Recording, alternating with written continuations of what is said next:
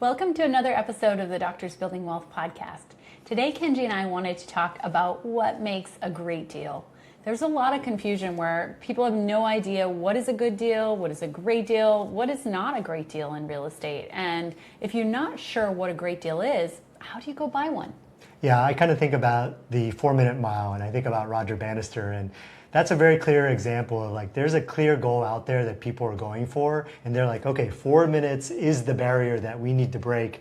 And with real estate investing, what's interesting is that there's not a lot out there talking about this is what constitutes a great deal. And ultimately, I think you need to know what that target is if you're going to go out and achieve it.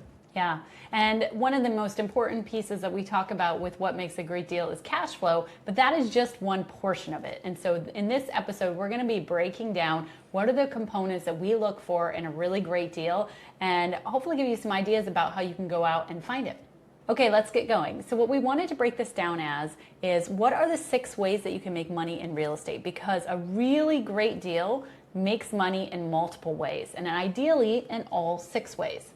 Yeah, and I think a lot of people stop with cash flow. That's one thing that people focus on. They ignore the other ones, right? And it doesn't mean that they're not achieving it, but they're not explicitly going out there and trying to go out and force appreciation or get immediate appreciation. We'll talk about these things. We also see people who have this goal of, I just want to focus on market appreciation, right? They don't even focus on cash flow. And so it's a little bit all over the place. So what we've done is, and I'm not sure if anybody's gone out and said, this is what constitutes a great deal, but this is what we're calling a great deal. When you hit all 6 ways of making money with real estate, and we're going to go through each one, and cash flow is the first one. Yeah. So what is cash flow? So cash flow is the money you put into your pocket after you pay all expenses. So after you pay a property manager, after you pay insurance and taxes, after you pay any necessary maintenance or repairs, or even if you have some vacancy, you still want to make cash flow every single month and to be able to look at a property and say, hey, I made cash flow this year. Cash flow is so important because it's, of course, what replaces your income as you want to cut back on your day job and you want to have some reliable income coming in every month. That's what cash flow will do from your real estate portfolio. It also allows you to get through tough times. So let's say you have an unexpected expense that happens. Well, if you have cash flow, you're going to be able to cover that expense. And so cash flow is absolutely integral to buying a really great deal, and you really need to make sure that you have it when you buy a property. Yeah, so let's talk about the criteria for cash flow because you hear a lot of numbers thrown around, and I think the number that you hear a lot of people talk about is the 10% cash on cash return.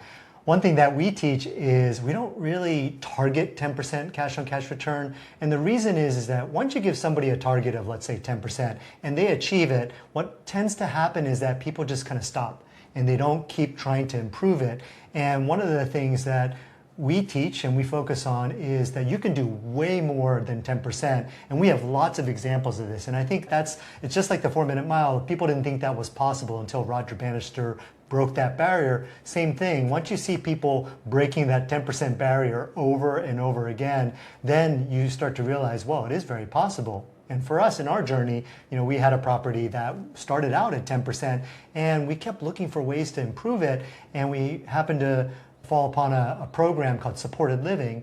And we were able to actually increase our cash on cash return from 10% to over 40%. And today it does well more than that. Yeah, and that's a long-term rental. I do want to say that people target different cash on cash returns for different types of properties as well. Oftentimes people want higher cash on cash return for a short-term rental versus a long-term rental because it's a lot more work, right? And a lot more effort and a lot more risk as well. And so just know that people are targeting different numbers of cash on cash. And in our community, we have a base minimum of what we're going for, but we're always aiming to improve that cash on cash return. But we will absolutely not call a deal a good deal if it does not have a significant amount of cash flow, because that ultimately is so integral to being able to get through any market time, get through anything that kind of hits your portfolio. You need that cash flow. Absolutely, yeah. You need a certain amount of cash flow, and again, we're not kind of defining clearly what it is here, but it needs to be at least a minimum of a certain amount. And I would say that even with what's interesting about this, right? When we think about what's a great deal, even within this one category, we're just talking about cash flow so far, there's a range, right? And it can be significantly higher than what you currently are thinking is possible. And so again, just wanted to say that, certainly a great deal is one that cash flows. Ideally, even more than, you're currently thinking right now is what you really want to go for.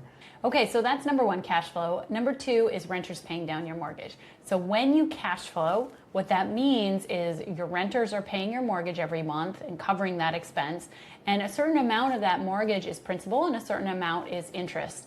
And that principal is going to increase over time as you own the property more and more years. And what that means is over time your renters are paying off your mortgage in increasing amounts.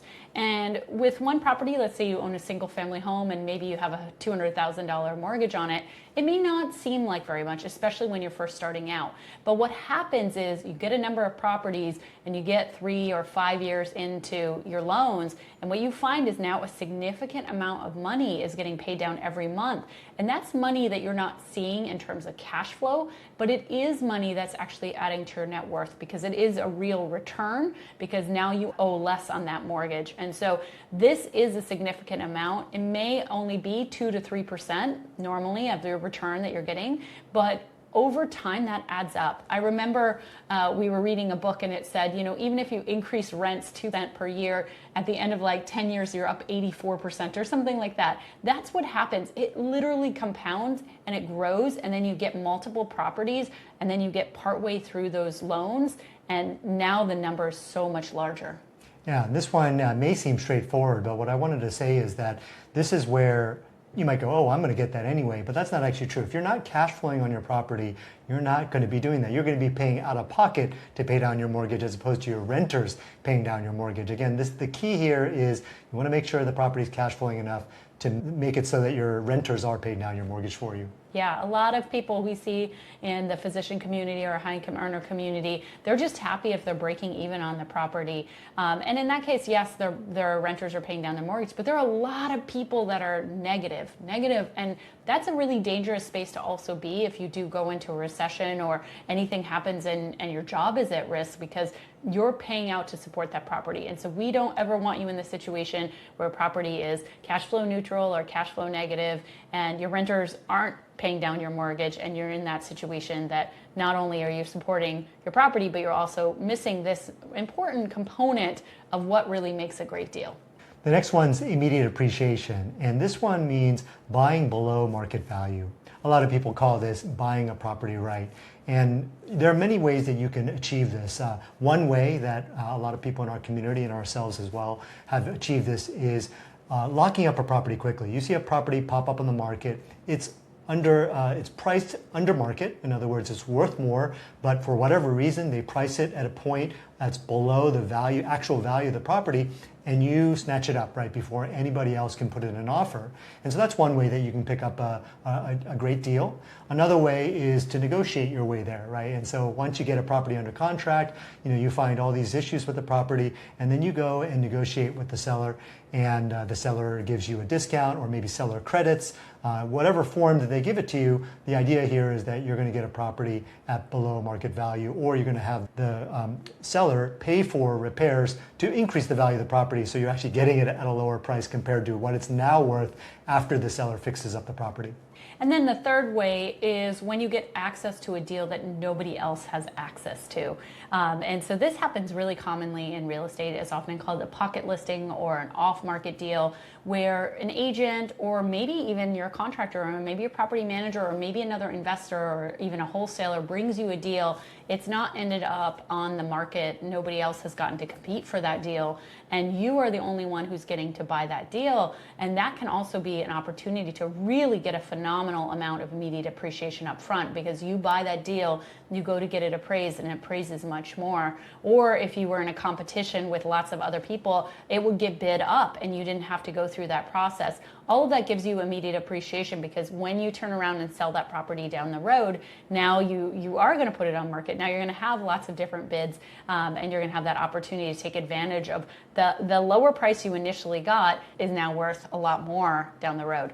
The next one is forced appreciation, and this is one that a lot of people miss. And I think that for us, forced appreciation is the way that we've been able to build our wealth so quickly with real estate. And what it is it's when you intentionally increase the value of the property. And there are a number of ways to do this, and we'll cover a few of those ways. One of the ways is if you find a property that has, let's say, under market rents, and you buy it, you increase the rents, maybe you decrease some expenses, and you increase the income that the property generates. This, for a multifamily property especially, will increase the value of that property. Yeah, really, cash flow is the most important thing that an investor will buy a property for. And so if you take a property and you increase the amount of cash flow that it makes, it's going to be worth more to the next investor. And so, like Kenji said, there are lots of ways to do that with long-term rentals, with short-term rentals, and mid-term rentals. There's so many different ways. So really look to optimize and maximize the amount of cash flow, amount of profits that your property is producing each month, and that's going to allow you to force appreciation. And you know, sometimes we do that through rehab, but sometimes there are other ways. And one of the other keys that I think we've mentioned in previous podcasts, you definitely should check them out, is talking about different tenant types, right? And so that's really another way that you can increase the value of the property and be able to have forced appreciation. So when you go to sell it, it's worth a lot more. And forced appreciation is not only making a really great deal, but it's also protecting your downside. It's important to note that all of these things that make something a really great deal are also mitigating risk. And so we're very thoughtful about mitigating risk because we want to end up on top in the end with our real estate deals. And so we want to make sure that we've maximized the profits, maximized the revenues, but also protected the downside. Yeah, and I want to talk a little bit about improving the property, because we talked about increasing income, but one of the things that I think a lot of people miss is improving the property, transforming it from what it is to something different. And you can imagine in a single family home, you know, you take a dated kitchen and you modernize it, you improve it. Another one that a lot of people miss is that, let's say the house is on a hill, it doesn't have great views, but you kind of open it up and you create more views, right? Views actually increase a property's value. Another one might be landscaping and significantly improving the landscaping of a property. But the main point that I wanted to make about forced appreciation is that I think a lot of people, when they think about forced appreciation, go for small amounts of forced appreciation. And there's nothing wrong with that, but I also wanted to mention, just like with cash flow, there's a range of what's possible. And we regularly see people who go out and, you know, increase the value of the property by 50% or even double the value of the property. That means you buy something for $200,000 and you put money into it, fix it up, and it's worth $400,000, right? And you might think, wow, that sounds impossible, but again, this is the same thing as what we were saying earlier. You know, until you see example after example after example, you might not think it's possible, but once you see it, and we've seen it many times in our community, it is very possible. Yeah, and you've really focused, and so far we've kind of focused on these smaller multifamilies or single family homes as we talk through it. But also we should point out that with large multifamilies, forced appreciation is even more predictable because there's actually an equation to say, hey, how much did you increase the cash flow and the profits? Okay, that's going to give you a different valuation of the property. And some of the things we've seen with large properties are very consistent with what we've been describing with small properties, you know, improve the kitchen, add another bedroom, all those things. But actually even changing to a different type of multifamily property we've seen, which I think is really valuable to bring up. For example, we've seen people who take hotels or motels and convert them to multifamily. And so this is switching from, you know, a certain type of commercial property to another type of commercial property. And with these large units and large buildings, when you take up rents, even $100 or $500, and you now own 200 units, that becomes a tremendous amount of money. And so a lot of us in this community, we do start with smaller multifamily, maybe single family homes. You know, maybe we go and we get a 5-plex or a 10-plex. But as you guys scale your portfolios and you start buying those 40-plexes and you start buying those 100-plexes, or maybe you're capital raising and you're getting a 200 unit, understand that forced appreciation is, number one, a lot more predictable, but then also that you can look not only to change the tenant type, but even change the type of the property, actually. I should also mention that we see that in people taking multifamilies and turning them into short-term rental kind of boutique hotels. So that's another switch, right? So there are ways that you may not even be considering to force appreciation, and just understand you can do that with a large multis as well. The next one is maximizing the tax benefits of real estate investing. When you're active, you go out and buy rental properties, you really open the door and you can access things like real estate professional status in the short-term rental tax loophole. These are methods to shelter the income that you make from your day job. And so it's one of the rare instances where something, in real estate reaches out and shelters your income and then lowers the taxable income. That money comes back in the form of a refund. And this is what active investing allows you to do. And so again, one of the keys to kind of making real estate investing a really great deal for you is to maximize that tax benefit and shelter your income.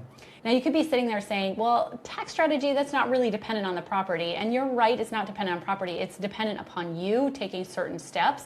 But a really great deal is one where you access that tax strategy. And even if it's you decide to be a passive investor and you're going to harvest those tax benefits that come from being a passive investor in a rental property, owning that rental property, but taking the passive losses, let's say, against it, and you choose not to do real estate professional or the short-term rental tax loophole, you choose not to be active and be able to take the tax losses to shelter W-2 income, there's still value in making sure that you're maximizing the tax savings. And so what makes a really great deal is you buy that property, but then you do that kind of effort to maximize the tax savings, of course, with a really great CPA, right? You need some strategists in your corner, but you're not being passive here. You're thinking about how to maximize those to make your deal even better. That's part of what makes a really great deal.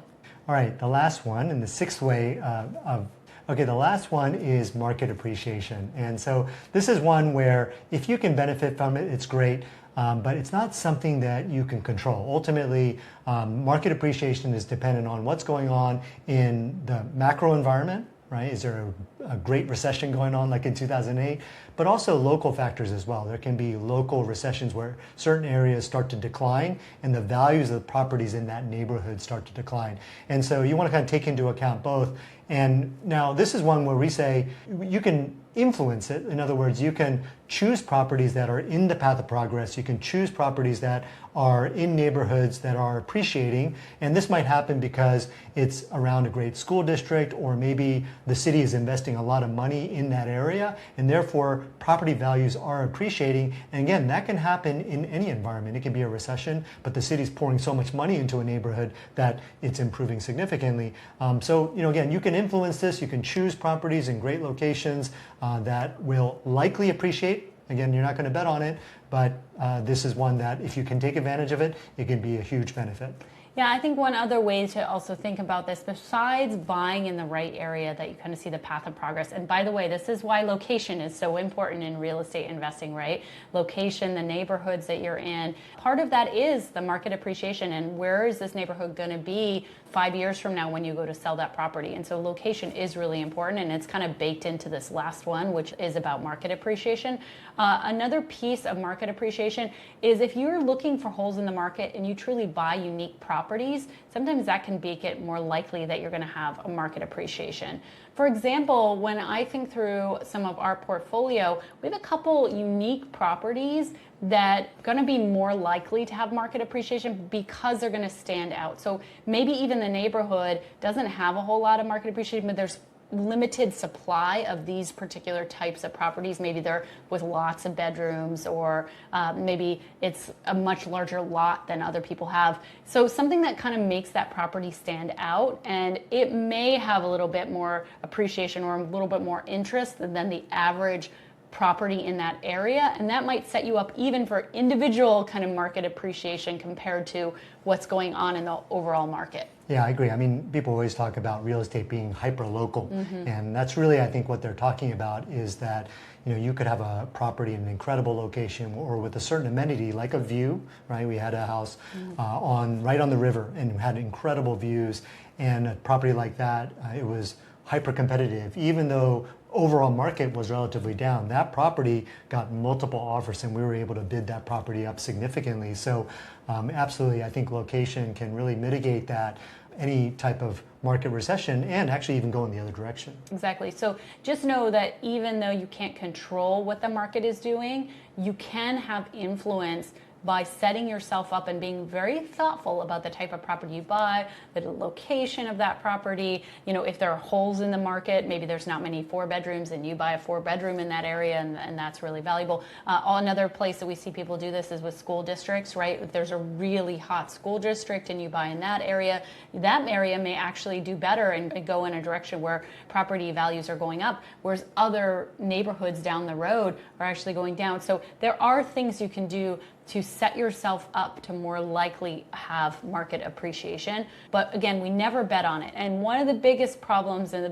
biggest mistakes that we see people make is to go into real estate investing and say, hey, I'm an investor, but all you're doing is gambling by betting on market appreciation. That's it. And you're probably not even being thoughtful about like, hey, am I buying the right location? Is there a hole in the market for this type of property? Am I going to stand out? Or you're probably not even thinking that way. You're thinking, oh, property values always go up in this area. So if I buy a property, it doesn't matter what kind of property it is, it's going to be better. And that's not always the case. We used to live in Hawaii, and I can't tell you how many times people in Hawaii told us property values never go down here. They always go up. Well, that's true until it's not true.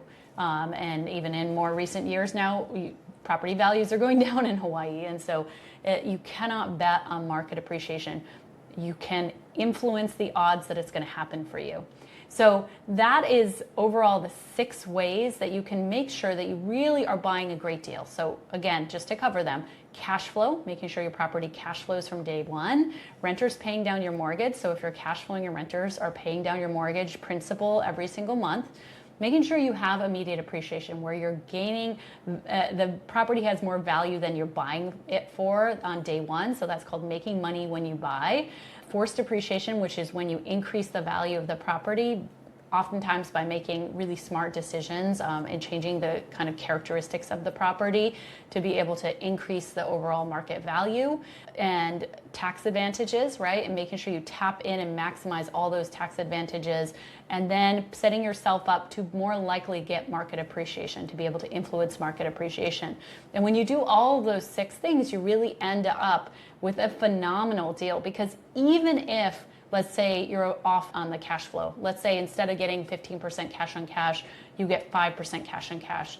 But you've harvested the tax savings and you got 6 figures back in a check from the IRS, and your renters are paying down your mortgage, and you forced appreciation by hundreds of thousands of dollars, and you bought a really great deal and maybe it appraised for $30,000 more than you purchased it for on day one.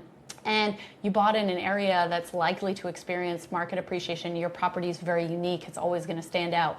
You're probably still going to make a ton of money, right? Even if that one area produced a little bit less than the other ones. What you don't want to do is be in the situation you're like, I got a great deal. I think that it's going to cash on cash 10%, and then in cash on cash is 2%, and you haven't taken advantage of all these other ways. It's not really a great deal. Yeah, and the other thing I wanted to mention is that, I get questions like this all the time about, okay, what if I tap into a couple of these? Is that okay? And, ultimately it's up to you, right? You decide, what constitutes a good deal for you. What we're talking about is, when you tap into all 6 ways, this is what constitutes a great deal. And the other thing that I wanted to mention is that, especially for high income earners, tapping into all 6 ways is absolutely essential. And I remember getting an email from a surgeon who took our course, and he didn't quite understand all, that it was critical to tap into all 6 different ways. And he went out and bought some turnkey properties, which are properties, where somebody does all the work, gets all the forced appreciation and the immediate appreciation. So really he was buying these properties that pretty much was only giving him a little bit of cash flow, and the renter's paying down his mortgage. And he was sitting there asking me, like, this is taking so long. Like, I bought 10 of these properties and I'm not making a lot of cash flow, and I don't really feel like I'm building wealth. And I told him, I said, well, the reason is that you didn't tap into all 6 ways of making money with real estate. Once you do that, then the cash flow will start to feel significant. Again, you're a high income earner, so you need a lot of cash flow to make a dent in your income, right? And also the tax savings, right? You need to generate enough tax savings in order to shelter that high income, and that's going to require you to go out and buy these properties, and ideally you scale up into these bigger properties. The equity that you build up in these properties, from renters paying down your mortgage, the immediate appreciation, the forced appreciation, and the market appreciation, that equity that you build up is what allows you to scale into those bigger properties and create even more cash flow and also even more tax savings. And I want to put a little nuance in there because that surgeon will eventually get very wealthy, but it will take a significant amount of time, right? So let's say they buy one property per year and they just buy turnkey and they're just getting that little bit of cash flow and the renter's paying down the mortgage. They will eventually, there will be some market appreciation, and they will be in a situation down the road that they'll have 10 or 20 or 30 of these properties, and they're going to have built up significant wealth. The key is it's going to take some time to be able to do that. Our goal has always been fast fire, which is let's get to financial freedom in as fast as possible, and let's do it in years, not decades. We don't want to be at this for 10 years just to be able to get financially free. You know, we were personally able to do it in 3 years. We've seen people in our community do it even faster than that. And so if your goal is to fast fire, if your goal is to, hey, I want to get to financial freedom in 5 years, or I want to do it in 7 years, or whatever it is, or maybe it's even 2 years, then you really do have to tap into all these 6 ways and buy really, really great deals and be aggressive about tapping into them. If you are a person who's like, hey, I would love to have built my wealth in 10 years, and it's okay if it's a little bit slower path, then yeah, you can tap into just a couple of these. It will take you longer, but you will eventually get to wealth. And I just want to clarify that a little bit because it is true, time builds wealth. Just holding on to properties, buying and holding will eventually get you there. Real estate has ups and downs, just like any market, but over time, real estate, just like the stock market, does tend to go up. So if you hold your real estate long enough, you're probably going to end up at a really great place 10, 15 years down the road, no matter how you've chosen to kind of buy your properties. Yeah, absolutely. I mean, ultimately what we're teaching is fast fire, which is financial independence while you're still young enough to enjoy it, right? So financial independence quickly. It's not get rich quick, right? That's not what we're talking about. But we're not talking about decades, right? We're talking about years. And as Leti said, we were able to do that in 3 years, and so that's ultimately what we aspire for you guys as well. Yeah, and we only did that because we tapped into all 6 ways, and we did so very aggressively, and that then allowed us to reuse our money over and over again to buy even more properties and not have to wait to be able to buy that next property and slowly add to our portfolio. We were able to grow so much faster.